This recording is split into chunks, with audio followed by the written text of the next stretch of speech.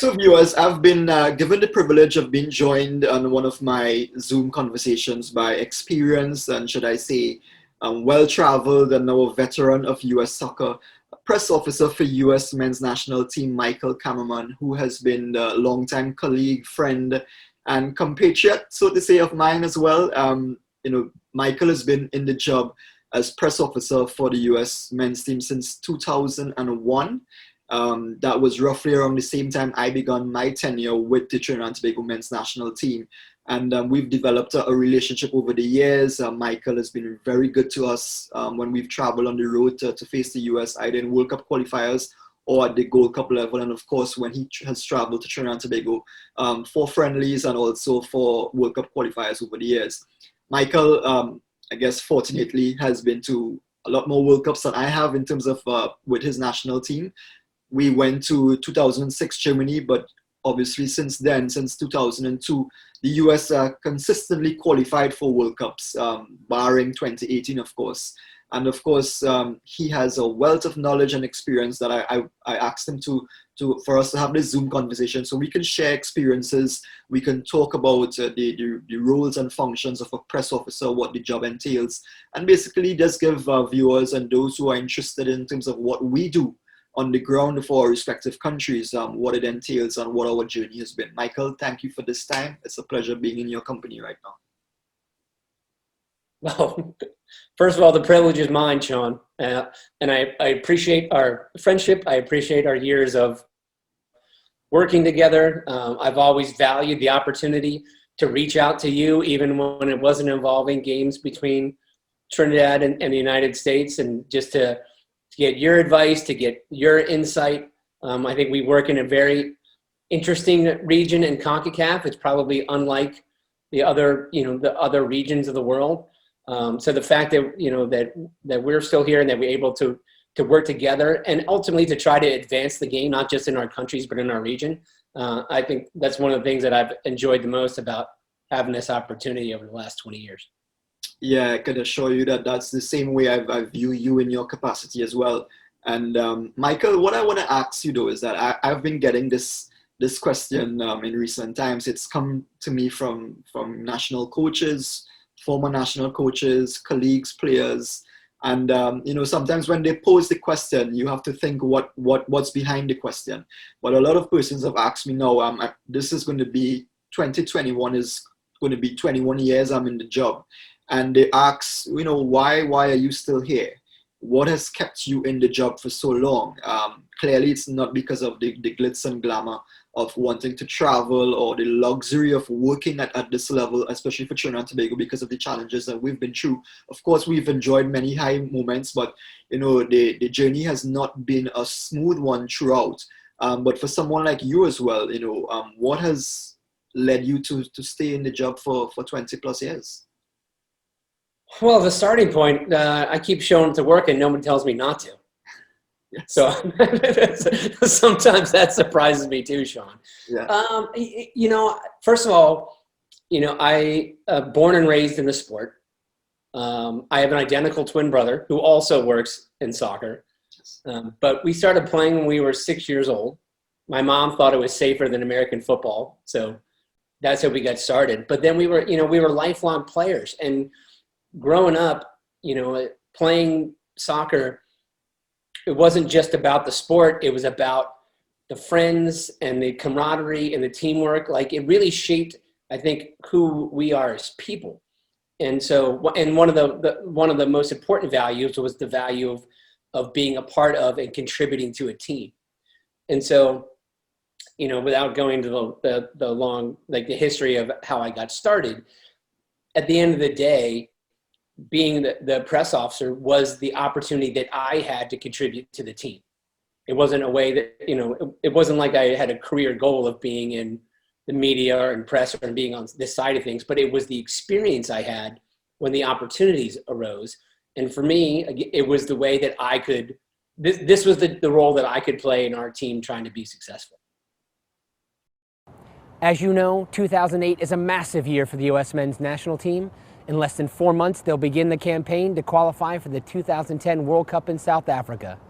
And while many of the parts have started to come together for U.S. coach Bob Bradley, one of the central pieces of the puzzle has remained a mystery until now.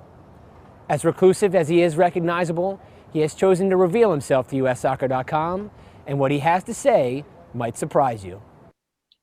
Perfectly. I think most of what you said there also contributes to why I am in the job still and why I continue to give my efforts and my contribution towards not just the men's national team, but I think football in general and country at large.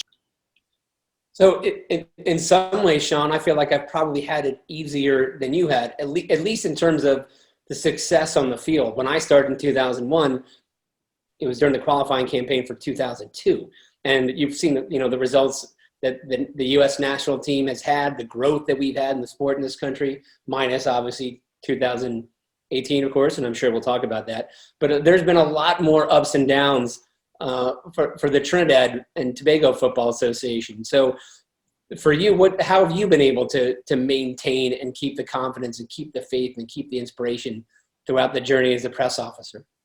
Well, Michael, maybe some nights I go to bed asking myself the same question and I have to reassure myself. And then when I get up in the morning, there's something that ticks me over and keeps me going. But when I look back at the journey at where my career started, obviously I started out really young working for the Trinidad Guardian newspaper as a football correspondent, covering the Colleges League and then the Craven A semi-professional football league. The Pro League started in 1999. And in 1998, I remember there was a Caribbean tournament, the Caribbean Nations Cup being played in Trinidad and Tobago.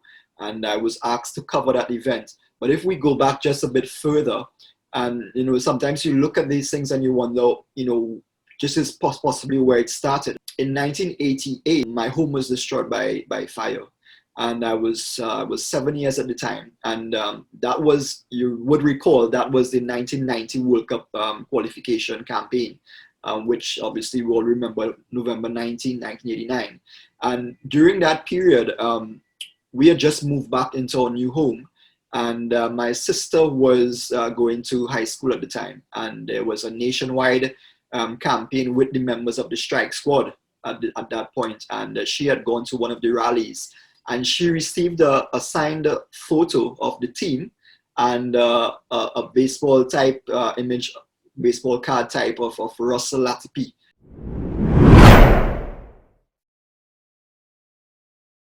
An image of him that was signed.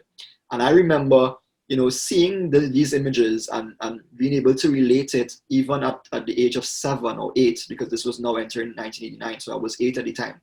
And I said to myself, I would love to be able to meet these guys at some point, seeing what was happening, all the fanfare around the campaign. And you look at that, I stuck those two images up on my bedroom wall, interestingly. And you fast forward to 2000, and I'm on the national team as press officer working alongside Russell Latipi and Dwight York, who were members of that team.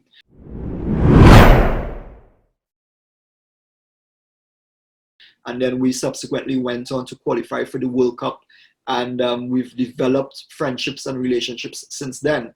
And when you think back at that, you basically say, whoa, there's something about this that maybe it's meant to be, and why should you just, in a sense, throw it away and not be able to pick up on it or to take it and move forward, try to develop something. Of course, you look back at all the challenges and all the downturns that we've had, and it's easy to walk away from it. And then every time something like that happens, you say to yourself, maybe it's not time to move away yet, because if I leave at this point in time, then maybe the last 10 to 15 years would have been wasted, because it means that you're not leaving on a good note. You're not leaving the state of the product or the organization in the best state possible. And I think that is one of the things that has kept me going and wanting to contribute. Obviously, you will know when the time is right or when your time has reached to maybe walk away. But I think right now, our football needs as much heads coming together that can contribute in a significant way, whether it be those with the experience, those with the knowledge, those with the drive and the passion to make things happen. And I guess, seeing where we are right now, we're not in the best of places. Our rankings has dropped. There's a normalization committee in place that is working around the clock to try to get all football back to where it should be. And I would like to be part of that. Obviously, there are challenges that pop up on a daily basis. The way the job was 10 years ago, it's no longer that way. You have to find new ways and new means of balancing responsibilities and finding ways and means to get the job done for the benefit of the bigger picture. So yeah, that's it for me basically. Every day you see things happening and you think, is this an opportunity to move forward? Is this an opportunity to maybe step back a little bit? But we have to take it as it comes. For me in particular, I'm also really interested in finding out your journey with US soccer. There have been challenging moments, obviously, for you guys as well. And I think, as you mentioned earlier, 2018 would have been maybe top of that list, because I think it was a major surprise that the US found itself in that position. And when you compare what you had encountered in previous World Cup campaigns, almost being, in a sense, not a comfortable ride, but getting to World Cups without much of having to pull the handbrakes up, how did you deal with that in 2017? Yeah, so Shaun, I think as you said, it was a surprise to everyone. I mean, beyond a surprise, it was a shock to everyone. I think, as going back to 1990, as you alluded to, we'd been in every World Cup since then. Not every World Cup campaign had been a smooth ride. In fact, I remember, ironically, in 2001, on match day 9, we were playing Jamaica in Foxborough, Massachusetts. And if we lost that day, we were out of World Cup qualifying, or at least out of contention to qualify for the World Cup. If we won, we still had the opportunity. But in order for that to happen, other results had to go our way too. So on that day, for us to qualify on that day, we had to beat Jamaica. Mexico and Costa Rica had to tie, and Trinidad had to beat Honduras in Honduras. Trinidad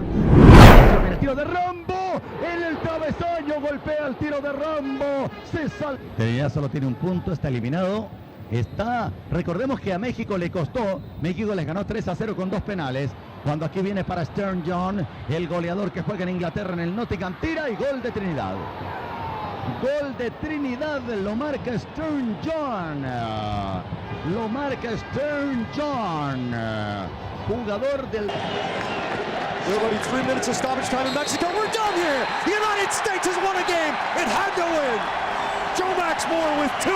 The United States is going to the World Cup. The scores are in their final. Mexico 0-0, and Honduras has lost at home to Trinidad and Tobago. By virtue of the 3 results today, the United States is going to the World Cup Finals of 2002 in Korea and Japan. And if I remember right, at the time, Trinidad only had 1 point in the final round, and Honduras hadn't lost at home. So, on that day, those 3 results happened exactly the way they had to in order for us to qualify for the World Cup. So, fast forward 17 years or 16 years, and the reverse happens. Yes. Every result that has to go, like the results had to be a certain way for us to get knocked out of qualifying for the World Cup, and they all did. Trinidad being a part of that. Yeah. So, look, in the moment, it's an incredible shock. Okay. And I was the one that day in Cuba who was following the results of the other matches. I was on a phone 20 yards from the bench getting updates on the scores. And coincidentally, I was speaking with my brother because he was watching the other 2 games. So I was in the position of having to inform our staff and our players how the results were going, and ultimately that we didn't qualify for the World Cup. The whistle. It's done. It's over. It is over. Trinidad, with nothing to play for, has dethroned the United States, knocking them out of the World Cup 2018.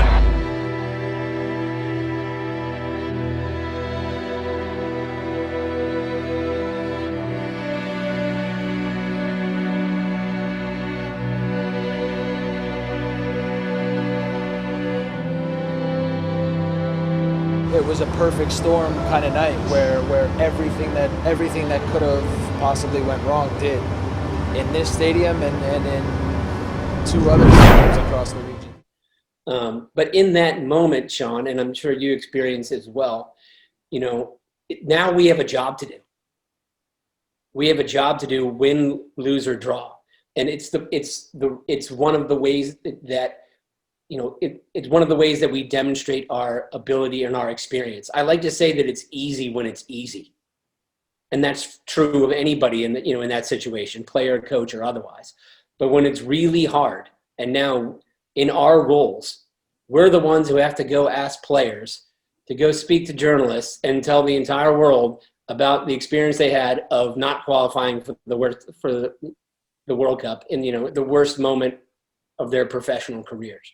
And that's where we demonstrate, I think, you know, that's where we earn our that's where we earn our paychecks in the hard moments. And that ability comes through years of building relationships and trust with players and coaches and the people around the team, that they have, you know, a level of trust, a level of respect, a level of understanding that you can go to them in those hard moments and be there for them in what is going to be one of the difficult moments in their lives. And so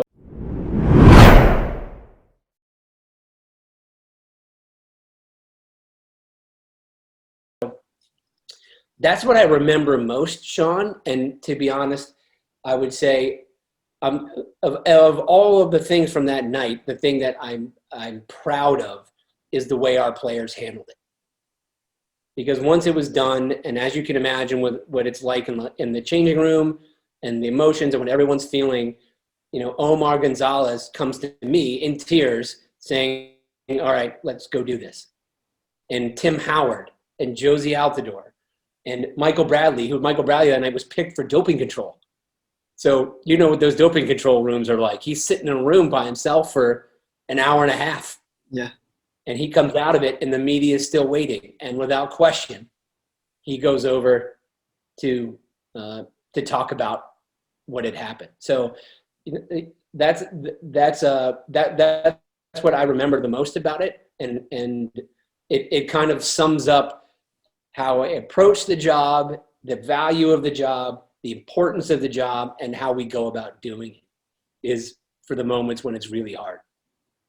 Certainly. I could relate to some extent similar instances for us, in particular 2006 when we qualified the campaign. In 2005 we had instances where when we were playing, it's so much depended on the results of the other games. I think maybe in the third to last game of the qualifier against Guatemala, we were at home and we were trailing 2-1, and we needed to win the game to advance, or at least to stay alive in the campaign. And Sturgeon John scored a double in the last 5 minutes. And my responsibility as well was relaying the what was happening in the other games to Leo Benac and his staff. Similarly, when we traveled to Panama in the penultimate game of that final round, it was the same thing. We were leading 1-0, and even though we were ahead, Leo was insistent on the fact that he wanted to know what was happening in the other games. And I guess a little bit of inexperience on my part at the time. I was so caught up in terms of what was happening in Panama City at that time. I was not really following the other results as keenly as I should have. And he let me know what he felt about it in the dressing room after the game. Even while we were feeling good about the victory, he let me know how important it was for me to stay in the moment and understand what my responsibility was. And those are things that was 2005, and obviously I would have learned from that experience, and you carry that with yourself as well throughout future campaign. And you talk about players being able to get out of that disappointment and being able to face the world, because when they face the press, they're basically facing the world. They're facing everybody out there who was depending on them. to either get some sense of comfort or to hear us basically hear their version of what took place. And I recall the 6-0 defeat that we experienced in the Gold Cup 2019 to the US. That was very difficult for our players, and I was able to get a few of them to come out and give their versions. Of course, when we miss, every time you miss out on qualifying for a campaign, or you miss an opportunity to advance or stay alive, that is also a defining moment as well, because players realize that the dream has ended. And now you see the true characters, or the strength of their characters coming out. And for members of staff as well, like myself as a press officer, the head coach, the managers, we have to keep our heads in it in order to complete the job. So we may not be finishing the job of being successful in terms of our qualifying bids, but at least we have to complete the job.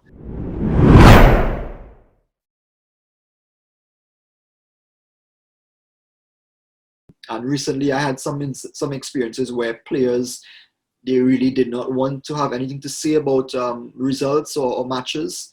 And then you have to you take yourself out of the position, and you think, what do we do from here? How do I ensure that come tomorrow morning, we can look back and see that we were able to get through this? And fortunately, I've been able to find formulas and find ways of getting through these experiences.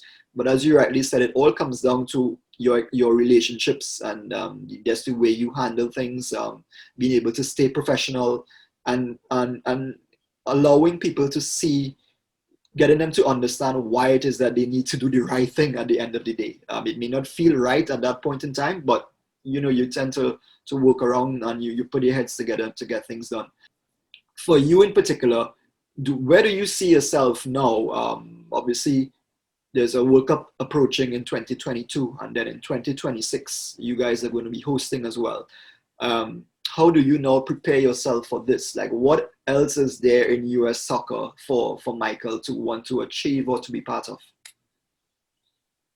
That's a good question, Shaun. I think the situation I find myself in now is similar to you, in the sense of, we're not just experienced in our roles as press officers. We're also experienced in our roles on a team staff that doesn't have the background of going through a World Cup qualifying process, and ultimately going through a World Cup if we are successful in qualifying.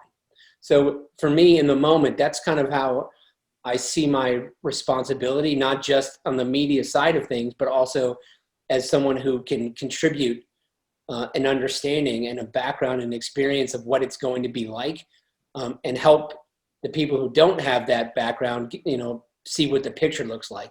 And that's not just players, that's coaching staff and other staff included, because until you've been through it, there's really no way to know. So that's what I've tried to embrace as a role. It's not one that I'm accustomed to, in the sense of, I'm willing to offer those things that people ask, but I'm not one who would just step out and take the lead on them. But as I've seen and experienced over the last year, that's something that's needed.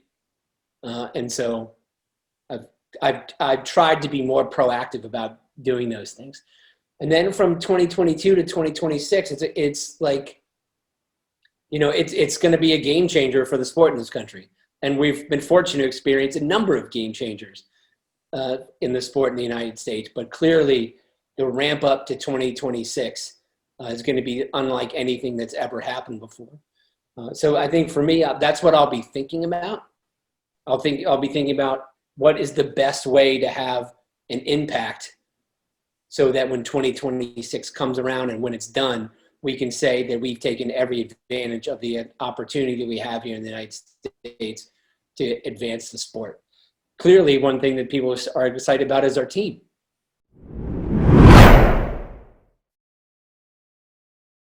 Yes. And we've talked about it already, that's the youth of our team, and not just the youth, but the talent and where they're at, and the potential, not just for 2022, but another 4 years together to develop. I think people are getting the sense that it could be something special in 2026. So also something that would get us excited too. Of course, yeah. And I think for the region on a whole, we being part of the Concacaf region, we're also very excited to see what the world is going to experience in 2026. And we're hoping as well that Trinidad and Tobago can be part of that. But I think even so, just as a fan of football in the region, we feel very excited to be in the waiting to see what happens in 2026. Michael, for me as well, you know, in terms of grander scheme of things, for us it has been a journey where, you know, qualifying for CONCACAF Gold Cup or advancing to the knockout stages is something that a smaller country like Trinidad and Tobago aspires to, and that's what excites our footballing public. We're not as fortunate to always be looking back on qualifying for several World Cups and seeing how we can improve to possibly get through the group stage of a World Cup or get to the quarterfinals. We haven't reached theirs yet. So simple things like qualifying for Youth World Cups or getting to the final phases of CONCACAF qualifications at the different youth levels in women's football, etc. Those are areas that we use to measure our progress.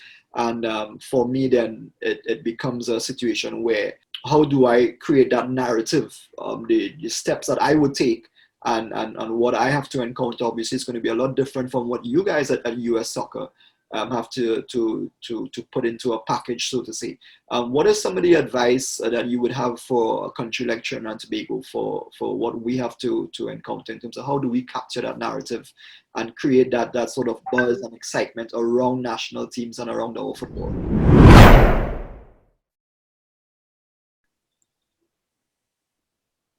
Well, I think one thing that we've experienced, and I'm sure you have as well, is the football culture in every country visit can be different. And like in the United States is a great example, right? We would have a much different discussion 20 years ago when I started than we do now. And I would also say that it's important for us in the United States that the football countries of CONCACAF continue to grow. This is our region, and the competition is important. It's important for the whole region. So I think one of our long-term goals, and one of mine personally, would be that to try to find ways to help impact the growth of the sport in CONCACAF, because that's the only way we can all continue to get better, is if the competition continues to get better. And look, I think one thing we have now learned, right, is that we can't take qualification for granted either. And so the way that we've approached it, and maybe it's useful in Trinidad as well, is that everything is a journey, and that it's important that, and not just that everything is a journey, but everyone is on the journey together. We are inviting everyone to be a part of it. Fans, media, sponsors, players, coaches. I think that's an important part of our narrative, is that we're all in this together. And also that that we have huge potential in front of us and you want to be a part of it from the start. I wouldn't profess to be able to speak to what it's like in your environments in Trinidad, Shaun, just like I wouldn't say I felt like that way about Honduras or Mexico or Curacao. Like each of the places are different. And it's one of the things that I always find fascinating and I appreciate, is learning about the different football environments in each place. But one of the things that has to exist is hope. Yeah. Like for the narrative for people to want to believe in and buy into it, that you have to demonstrate hope, that there is a plan, there is a process, there is a potential. Yeah, I agree with you. And that's one of the things that on a daily basis we go with the amount of faith that we can have in our ability to move forward. And there must be hope in everything that you do, especially for Trinidad and Tobago football right now. We need a lot of hope. We need to maintain hope in order to have some level of progress. If I may ask, Michael, is there anything that you can speak of on your experiences working with us, with the media department of the TTFA, or with Trinidad and Tobago Football Association that you would like to mention in terms of the dealings that you've had with us. How do you think that we can push on, and maybe you have seen some evidence that there is hope for us? Is there anything that you can speak about? Yeah, but let me just say one more thing, Shaun, on your previous question about how to try to get people on board. The other thing that has been critical is in our approach is trying to make a human connection between the players and the fans and media and everyone else. Like, people want to know what your players are like and what your players are about. And the more they feel like they know them, the more like they feel like they get a look on the inside, they more like feel like that it's something that they're a part of too. Yes. So that's been an important part of our approach as well. But it also has to be authentic. Yes. It can't be manufactured. It has to come, it has to come from an authentic place. And we're fortunate that we have a great group of guys. And we have a coach who understands those things too. Because if they don't buy into, well, most importantly, if they don't buy into it, then it can't be authentic. Yeah. And you're not going to be able to get anywhere. But what I would say about our experience, with Trinidad, and particularly, well, I mean, obviously starting with the media department, and I mean, the media department is you, Shaun, let's be clear. I'm always trying to get that expanded, but we'll see how that goes. Yeah, so I think what I've always appreciated, Shaun, is your professionalism in the job, because it's critical from a media perspective that if we want to be taken seriously, we have to behave professionally. Yeah. And we have to provide a professional environment.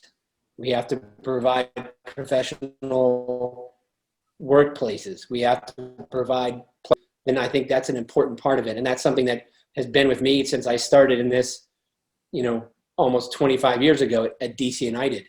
When we were fighting an uphill battle for legitimacy for the sport, it was critical that we wanted to be taken seriously, that we had to have those standards. And so I've always appreciated the professionalism and the standards that you have brought in your approach, in your your interactions, and in your operations. Because for me, outside of the United States, it's that part has always been one of the best in Concacaf.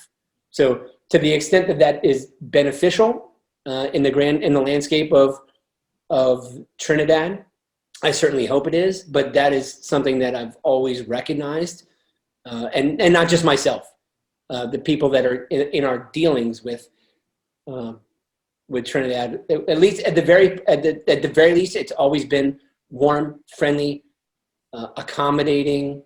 And there's certainly always going to be there's certainly always rivalry when the game kicks off. Yeah. But everything else around it is something different. And so the way that you conduct yourself and the way that the TTFA is conducting themselves, both as hosts and guests, is, I think, something to be proud of. Yeah. I said also one of the things that we tell our players and coaches that they have to turn their mobile phones off during interviews. Yes, I know. I'm fully aware of that. and it's good to hear you say that, Michael, because that's one of the things that we strive for as well. As much as we have our challenges in, maintaining some level of, I wouldn't say professionalism. We try to be as professional as possible, but we also try to make the environment as conducive as it can be to get the job done. And I think that is important no matter what, as you rightly said, despite the lack of resources or whatever situations we may be faced with, we have to keep it professional and ensure that we are accommodating to whoever we're coming up against or whoever we're playing alongside, etc. So I feel good to hear that from your side, and I can assure you that we're going to try to maintain that going forward, no matter what, no matter what the circumstances. When you look at your work throughout the globe itself, but also more so in Concacaf.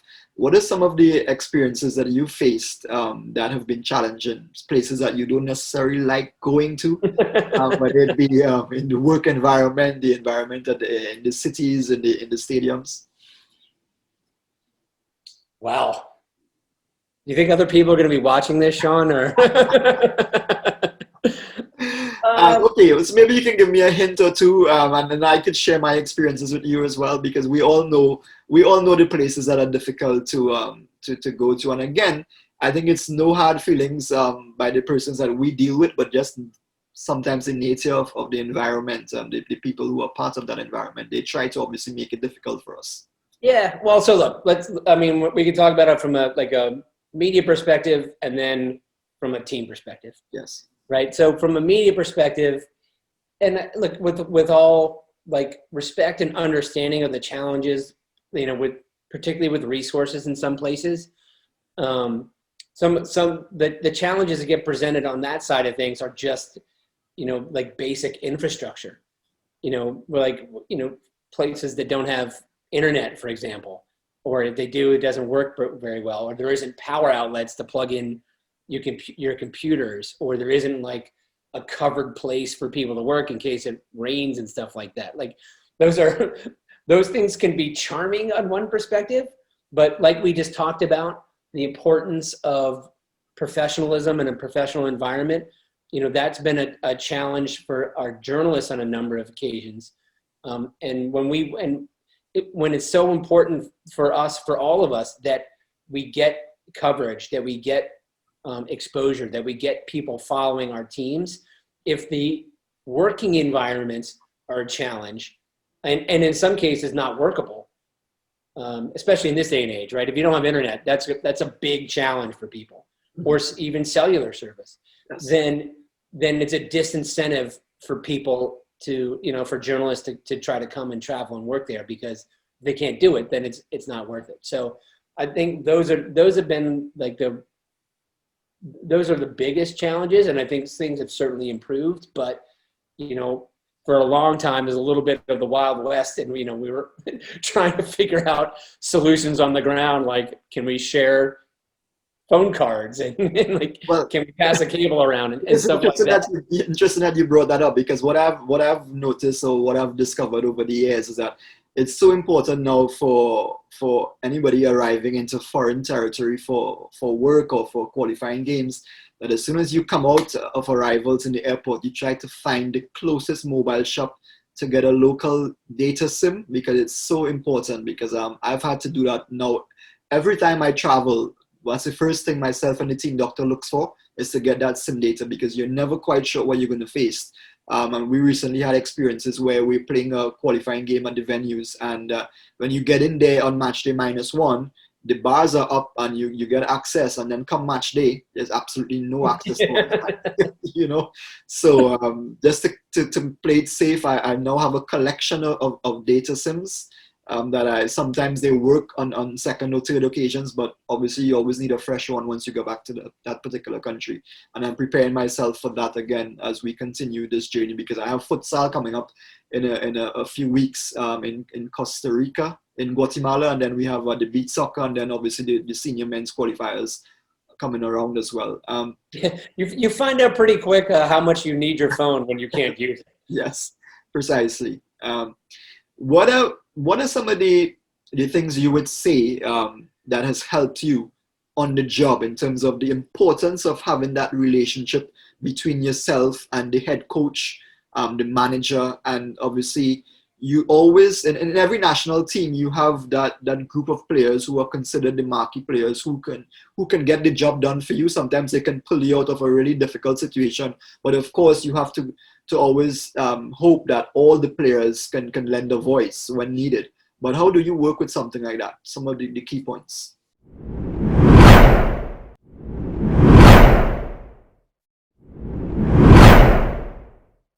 Yeah, look, I think as a starting point, the relationships with the coach and players are critical. Like, without good relationships, you cannot do this job effectively. And the reason why I say that is, one, because of things we've talked about, when you need to get media interviews done, whether it's match day -1 press conferences or mix zones or flash interviews after matches. These are important parts of the job, and they're important because of, they're important because of the sponsorship and the media rights. There's responsibilities that we have. Having the relationships with the players and coaches to be able to get those things done is really important. But beyond that, our job is to be the external voice of the team, right? Our job is to communicate the messages and the narratives and the information to the public. I joke to players sometimes, like when you're speaking to someone, you're speaking to one person at a time. When I'm speaking to someone, I'm speaking to 100,000 people at a time. Yeah. Right? Because of the reach. And so if we want to be able to do our best job of communicating team messages, team narratives, picking players and coaches and to pitch story ideas, then we have to know what's going on.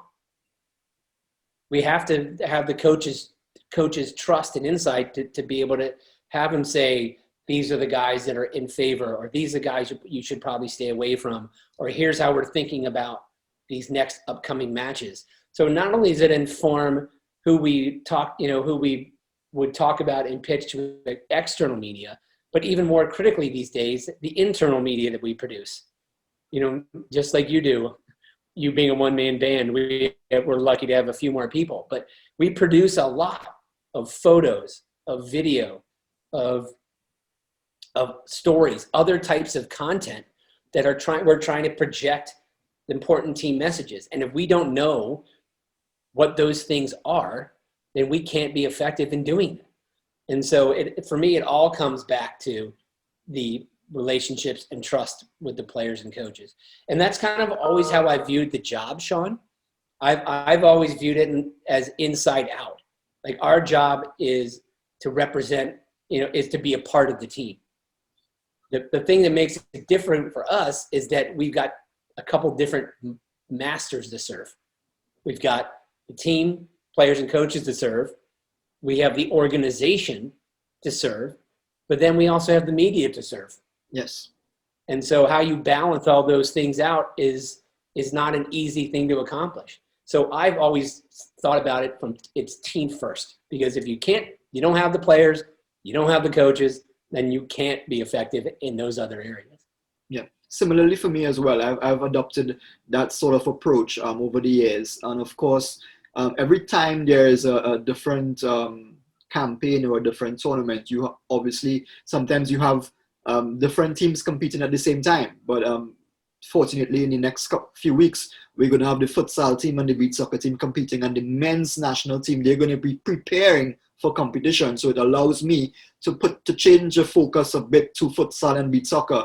And then as we enter the latter part of May, then this focus switches back to the men's national team. Then you have the women's campaign coming up as well shortly. But I want you to mention for me as well the importance of how essential is it for you to have a good backroom team, a good backroom staff in that media department? Because I've been able to, I don't know how I've been able to do it, but as you would have experienced, I've been able to carry on the responsibilities sometimes with limited resources. And of course, we understand the challenges that we face as an FA that has led to this. But again, the more you have on your team, I think the greater potential there is to get that sort of product that you're looking for. Yeah, and the benefits are both tangible and intangible. Yes. Right? And so, so for us, our traveling media team, we have myself who handles media relations. We have Jeff Crandall, who's our content manager. So he's responsible for our internal content. And then we have John Dorton is our team photographer and has been for about 20 years. And then two videographers. And so we are part of the group. We travel with the group, we eat with the group. We're staff members just like everyone else. But as we talked about before, it's also our job to present the team to the public. Yes. So we have an important responsibility in making sure that we do it the right way. So the photos we post, the videos that we produce, the highlights that we show, they all have meaning. They all send a message, both to the public, but also to the players themselves. So again, the relationships are really important, and the trust is really important, because we're also the ones who are around for everything, right? We see everything, we hear everything, we're trusted with everything. So in order to produce the best stuff, we have to have the confidence, and that's across the board. Photographers, videographers, everyone. We have to have the confidence from the players and coaches that we're going to do things the right way and produce things that put them in the best light. And when you do that, not only does it grow your fan support, but it also grows your commercial possibilities, right? It grows your opportunity for new sponsors. It grows your opportunity for your broadcasters and your broadcast audience. Those things have real tangible impacts on the bottom line. And of course, the more your bottom line grows, the more resources that you have to be able to produce these kind of things, which then increases the bottom line. It's a self-fulfilling prophecy. So, you know, it's important that you have a good team. It's important that how thoughtful we are about the things that we produce and the things that we show. And we are very critical of the images that we take and the videos that we produce to make sure that we're getting those things right. And look, if we want to go back to a moment in 2017, Shaun, the social media video that we put out the day before the game in Trinidad. I would love to see one of these hotshot teams from Europe come here and play in our Concacaf qualifying and really get a taste of this and see what that's about. This is very challenging. This is like survival of the fittest. It's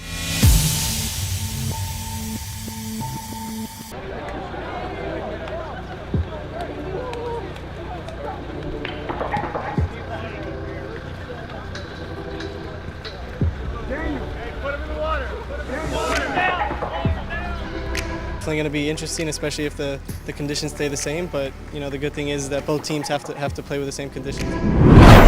So much controversy, right? And if you're in the moment, it's the day before the match, it's pouring rain, there's significant water, and guys were kind of having fun with it. And the other thing was there was a lot of media there too. Yes. So we weren't the only ones there, right? So in the moment, it's just kind of one of those experiences you have on the road. Guys were messing around with it. We shot it, we put it out, and it turned into a significant controversy.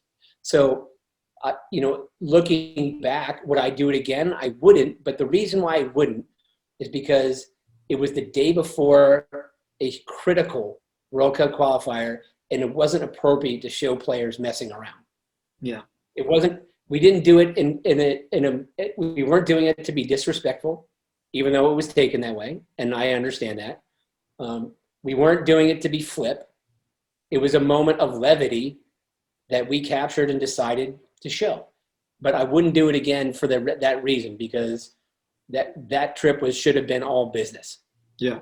And so the fact that we did something that distracted from the focus of what was clearly a critical game is something that, we regret.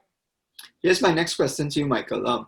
How did you have to deal with that? Like, did you all internally have to address that? Did you do it before the game, on the eve of the match, or then obviously, if not, and the game progressed, and obviously the result was what nobody would have hoped for in your camp? Did you have to go back to address that in days following and come together as a team and say this must not happen again?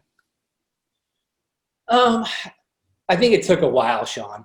Yeah. Right, because the shock of the moment really took over everything else, and it wasn't that people weren't focusing on that moment, right? When it happened at the time, it was a big deal in Trinidad, and we had seen that, but it wasn't like back in the United States that was what people were focused on, and they weren't focused on it afterwards either. It came up because Bruce Arena in his comments following, not immediately following, but afterwards, he talked about that as one of the contributing factors.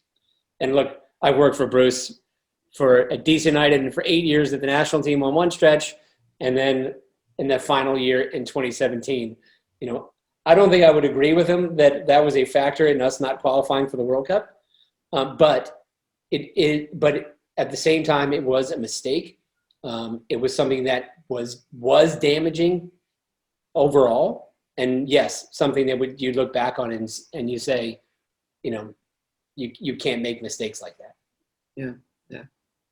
It's interesting that you're able to view that in such light right now and be able to learn from what transpired there. And for us in particular as well here in Trinidad and Tobago, we have a lot of those instances as well, because we're still in develop. We're constantly developing. We have new players coming in and out, new members of staff. Our narrative, obviously, as you know, is different to that of the United States and Mexico, Canada. Even the likes of Costa Rica, etc. So everything is in a sense, how do I put it? It's not really a cycle as such, but new cycles, and things that are happening constantly that affects the way we say things and affects our decision making. But again, we have to continue to learn from those in the region, from those outside of the region that can make a contribution to where we want to see ourselves aspiring to or reaching at some point. For instance, the result for Trinidad and Tobago that day as well might have be a bit deceiving in terms of where our organization saw itself going for the future, and many might have felt that result made a significant statement. If I was to say that, did it really make a statement for where all football was heading? No, I don't think so. And maybe we are still in the process of learning from that and being able to pick ourselves up and go again. We do have players from that who played in that match who are still have a significant part to play in our football and the current men's team. And the development of our football, and we have to now use them and use that experience to propel us to get to where we want to. But again, similarly to you, where US soccer has made, I think, significant strides since 2017.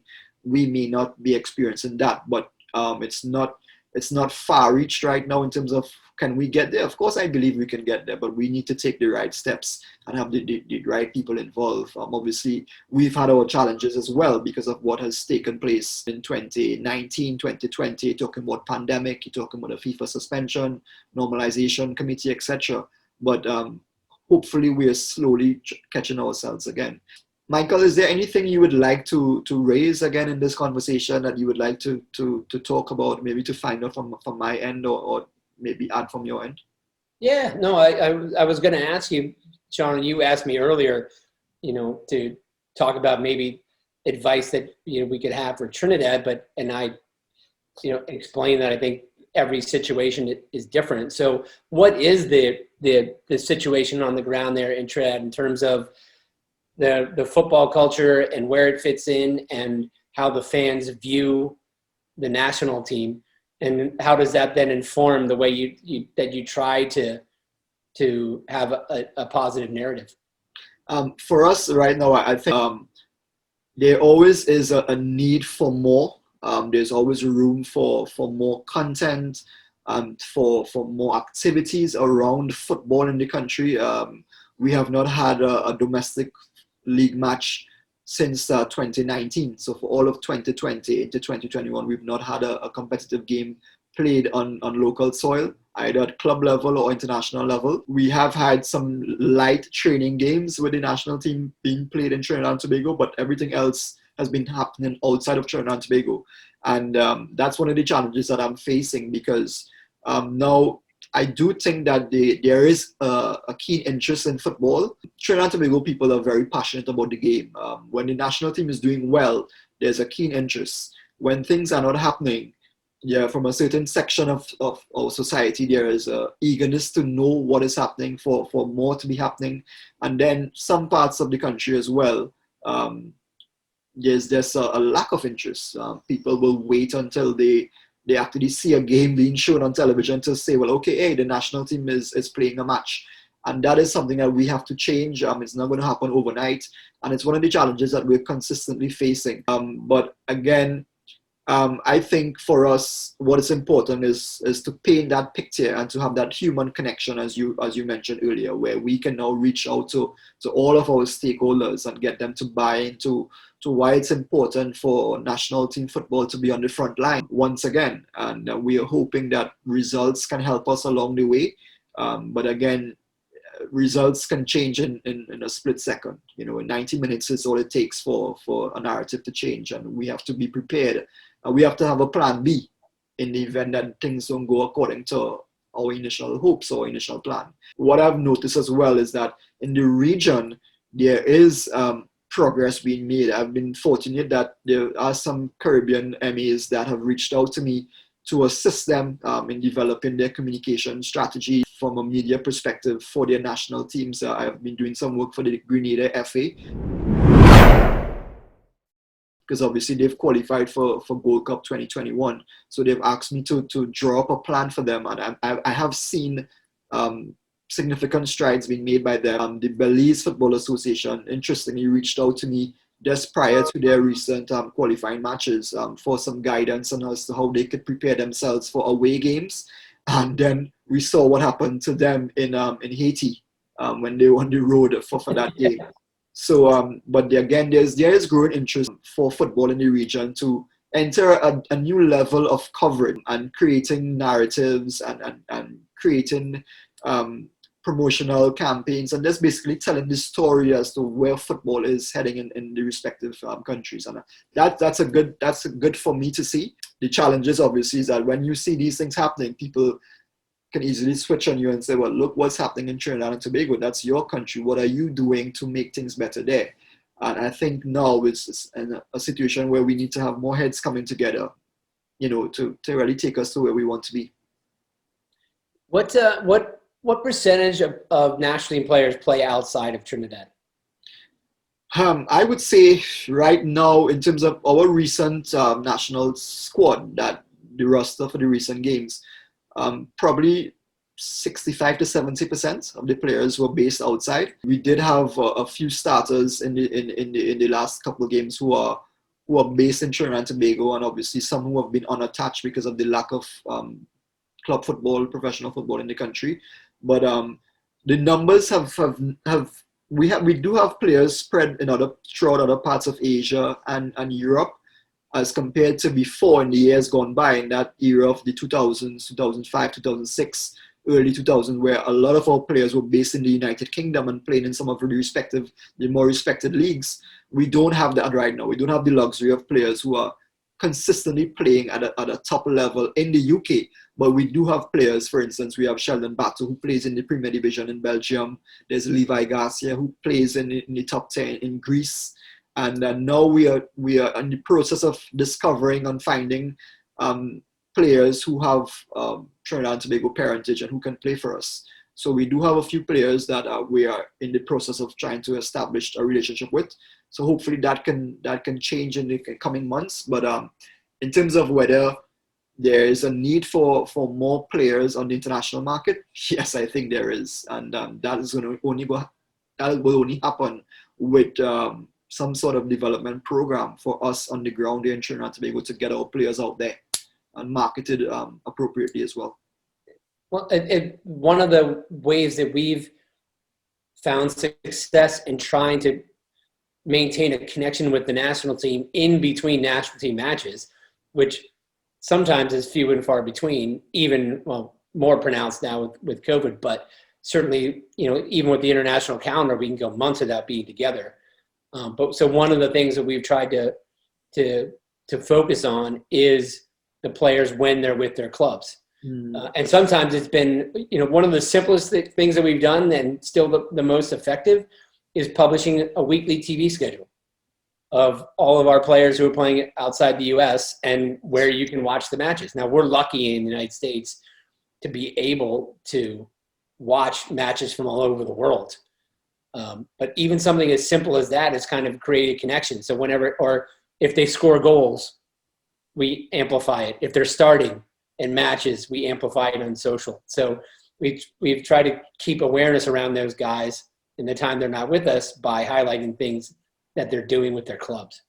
I tend to agree with you there. And we did have a lot of that in the past when we had players who were playing for clubs that Trinidadians could easily identify themselves with. But I think it's something that we need to reestablish again, because we do have players that play for some decent clubs. You have Aubrey David, who's out in Costa Rica with Saprissa, and they have quite a decent presence. And we have players in Asia. We have Batu in Belgium, as I mentioned, Levi Garcia, who is now a hot number for Trinidad and Tobago fans. We have the Molinos and Jovin Jones of the MLS. Molino has just moved to Columbus Crew. So obviously there are platforms where you can see these guys in action. So that is something that we will focus on. And I think that is something we definitely will try to tap into going forward. Yeah, certainly.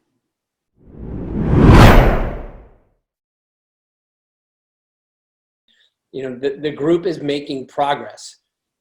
And under the challenges that we're all facing. I think one of the things that's different this time around is we have so many young players. Yeah. Like, normally through a World Cup, any 4-year World Cup cycle, you've got stages, right? You've got veteran players who kind of age out, but then there's experienced guys. There's guys that are in the middle of their career, and then young guys. So it's normally kind of that kind of flow. Correct. After 2017, we basically almost wiped the slate clean. So while on one hand, the talent that we have is as good as it's ever been, and you can obviously see it with the players that we have and where they're playing and what they're accomplishing. But still, as a national team and going through a World Cup cycle, beginning with World Cup qualifying in September, we've had virtually no people who have been through it before. So that part will be interesting to see. But Greg and the coaching staff has done a really good job of reinforcing the messages, taking advantage of every opportunity when the group is together, and in particular when they're not together, to try to keep building something. Yeah, that's quite evident from what we're seeing. And then you're seeing more players coming into the fray, players that are excelling in their respective leagues for their clubs. So the pool is widening as well. So you're not just, as you rightly said before, it's no longer a US team where you have 20 players or 25 players that you're accustomed seeing, and that's what you're going to get. But almost every camp you see somebody who's popping up and showing that potential to go the distance, which is good for the team, I think. It's good for the team, Shaun, but it's also it's a function of circumstance too, right? So if you think about the year 2020 that we all had, right, that from the U.S. senior team, we played 4 matches in 2020 and used more than 40 different players. Yeah. Right. But part of that is just because of the circumstance, right? And when we played in the end of the January camp, we couldn't have any European-based players, which is normal anyway.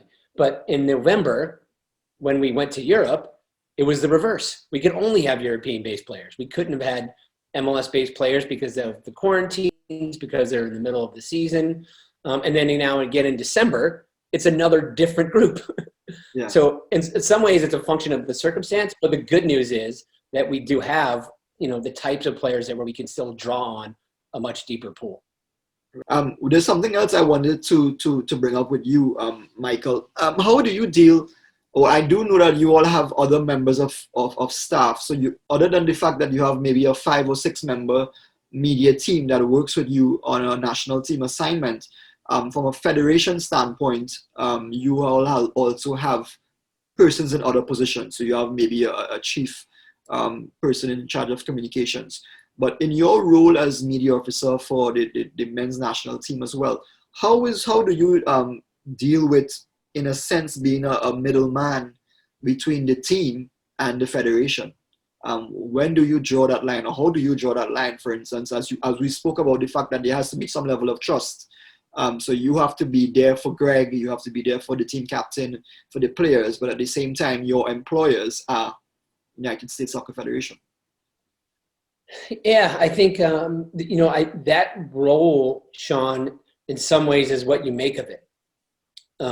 And for me, I've always looked at as, again, team first, but having the knowledge and understanding of what's happening in our group based on, particularly what the coach is telling you, allows you to be an effective mediator with the other parts of the organization who have interests and needs from the national team. So I think fortunately, and I'd be interested to hear your experience, most of the time those things align. Like there isn't competing interest between commercial interests or administration and what's happening with the national team, because ultimately the success of the national team is what's going to drive all those other things. Yes. So from that respect, I try to be the one to be a person who can best facilitate the needs of the other parts of the organization that fit in best with all the things around the team, whether it's messaging, whether it's scheduling, etc. I mean, certainly there are going to be moments where there is conflict. Fortunately, I think they've been few and far between for me, and mostly it's been around when there's a change of coaches, Yeah. which is also it's part of the job too. So it's not an easy balance. I don't mean to make it sound easy. It's not an easy balance when you have to have the trust of the coach, but you also work for an organization at some point is going to fire that coach. Yes. So, then it comes down to I think it comes down to the integrity that you have, the integrity that people can respect and rely and count on, and know that you're going to do your best for everybody until the moment it's a different person. Yeah. Right. The coach is your coach until he's not anymore. Yeah. I think And you're then right. Hopefully that means that maybe my level of integrity has spoken for itself over the years, because I made a count a couple of weeks ago, and I think I've been through 14 different men's national team coaches over the 20-year tenure. And of course, if you ask me to call off the top of my head, coaches who I think I knew from midway through their tenure that they weren't going to make it or would not have been the best person for the job at the time, I can probably list that. But I can also assure you that I have worked with some coaches who've been excellent, they were well cut out for the job, and they've been true professionals. And then that means that when I look back at my journey, that it means that something good has been happening, because as you rightly said, it's very easy for the coach. As you know, the coach picks his staff. And even if you are an employee of the federation, if the coach says that he's not comfortable working with Michael or working with Shaun as his press officer, then he at the end of the day has the final call, unless something significant comes into play. And I have worked with the likes of a Leo Ben Hacker, who was our coach that got us to 2006 Germany, and then also going to the World Cup with him as head coach. The likes of a Francisco Maturana, Otto Pfister as well. These are coaches who have gone on to, they've been through it all. Stephen Hart, who took us to 2 World Cup quarterfinals. Dennis Lawrence, who had the experience of scoring that goal that took us to the World. And so many other coaches that have made that transition from being mediocre to successful and respectable. You had a Russell Latapy as well, who was part of that journey. Before that, I had Ian Porterfield. He was my first coach when I became press officer, and right away inside that first month, I had to ensure that I became almost like a good friend of his, because I was still in many ways a junior. When I got the job in 2000, I was now turning 20 years of age. Could you believe that? So I had to get into his good books, but I also knew that once I was able to execute my job in a professional way and show my capabilities, that I would get that trust from him, as well as the other players, because here it was, you had a Dwight York, who was coming off a treble-winning year with Man United, coming back into the team, and I'm the press officer at the age of 20. So right away, I'm thinking, I wonder how is Dwight going to deal with me? But he did. It took maybe a few weeks for him to come around and to be able to trust me with his work, with his interviews, and putting the message out. But I got to a point then, by the time we got to Germany in 2006, that he was calling me up to his room after training sessions to help him write his diary that he was doing for a couple of media houses. So it shows that over time, where that level of trust and where that relationship can get to. And that's one of the things that I would like to stress to other press officers in the region, and I think you as well. at the end of the day, we have something that we can pass on to them, and especially for federations that are looking on in terms of trying to understand what is needed for them that can benefit the organization, benefit the team, but also benefit the press officers and the respective head coaches, etc. These are things that we need to pay attention to, which is developing relationships, having a level of trust, and putting team first, as you rightly said. Recently, I had a situation where I think a lot of people understood that you had to put team first. And I was able to do that. And I think my years of experience allowed me to do that much easier than might have been for someone else had they been placed in my situation. So these are things that it comes, for some people, it comes naturally, because once you're genuine in what you're doing, then the decision becomes easier. But of course, you are sometimes placed in situations where you have to kind of pull yourself back and think about it and make those decisions. And fortunately, I think for both of us, we've been able to come through an era of football in world football and in Concacaf that we can hold our heads up and hold our hands up and say that we've done something. And hopefully we can leave somewhat of a legacy for what's to come and people who will be filling our positions in years to come, you know.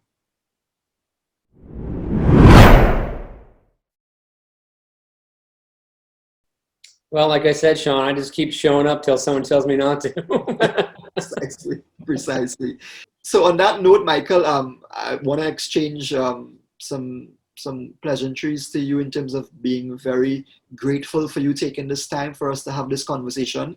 I would love for us to continue this over time, because I think we have so much to share, and we could possibly create a webinar where we can have now, and we can invite some of our peers in the region. We do have a WhatsApp group with our Concacaf press officers, but I think there's more that we can now put out there to help some of the federations within our region who are in need of this sort of guidance going forward. So I don't know if you want to leave me with some closing remarks.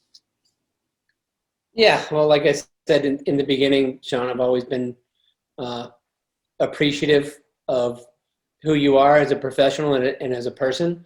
You know, I think for me also, not just in the role that we have in our teams and in the region, but also personally, I feel like it's a responsibility to try to pass on knowledge and information and experience to help develop the next generation of people in whatever it is. That's, I think, when you sign up to be a part of the national team, you have a greater responsibility, whether it's whatever your role is, player, coach, or media officer. You know, you're representing something bigger, and that's always something that I've taken seriously. And part of that responsibility is helping the next generation come along. So I would welcome the opportunity to work with our colleagues and anyone who felt like they could benefit from our experience. I'd be happy to do it. Great. Those were good parting words for now, Michael. I can bet you that we're going to be in touch. You're going to be hearing from me. I'm sure I'll be hearing from you, because we possibly will meet up again in competition in weeks to come. I want to wish you the best in your upcoming endeavors. Say hi to Greg and the rest of the team for me. Ileana as well. Still want to very thankful for the assistance that she gave to us on our recent trip to Orlando. And we'll be in touch. All the best to you.